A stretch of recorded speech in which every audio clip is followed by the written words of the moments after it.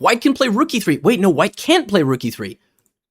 And if white plays pawn takes e3, well then, again, he's blocking all of his initiative, and the queen is going to come back. So how is Navarro going to win this? He's going to take the bishop, but if he takes the bishop, black has this move.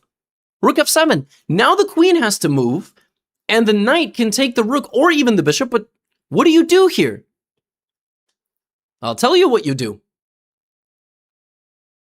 You sacrifice the queen again! Queen f7! He just takes the rook that's protecting the king! Unbelievable. The queen sacrificed over and over. Queen b5, queen c6, queen f7, and when the king takes, the pawn just goes. The pawn just goes. d7, and you can't stop the queen. Nobody can stop the queen. Rook a8 is a valiant effort, except the bishop would just take the rook, so that is impossible. So after d7, Yakoboyev took the bishop, and the point of taking the bishop was, if d8 queen, at least I would get your rook, and maybe I can slow you down, but this king is just too weak. Material would be the same, but it doesn't really matter, and you don't even have to take back, because then you would allow some defense. You would just go straight for the king with rook d7.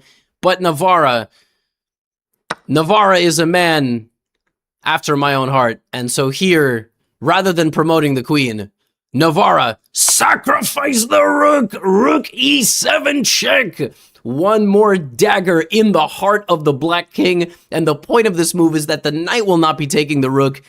The king will be taking the rook. And if he doesn't, I make a queen, and my rook survives, and the attack continues. What makes this all possible is black does not have a move to attack the white king. Everything is protecting everything else. So the king takes on e7. Now you make a queen with a check, and that is the critical difference. King to f7. The rook comes into d7. King g6. Queen e8. King g5. And here, you don't even play f4 or h4. You play the quiet move, queen e4. Even in this position, after the battle is over and it's simply a formality to get the king, you still make a beautiful move like queen e4, and there is no way for black to check you. Isn't that completely nuts? White's king is so safe. Yes, of course, this pawn can make a queen, but it's going to take 4 moves, and in the meantime, you threaten rook g7. And so black plays f5, rook g7 check, rook g6, pawn to h4, you get everybody involved. If the king goes to f6, you have queen e7 mate. If you go this way, it's made in a few more moves like queen f5, and Yakoboyev surrendered his king, played king f6, and got mated on the board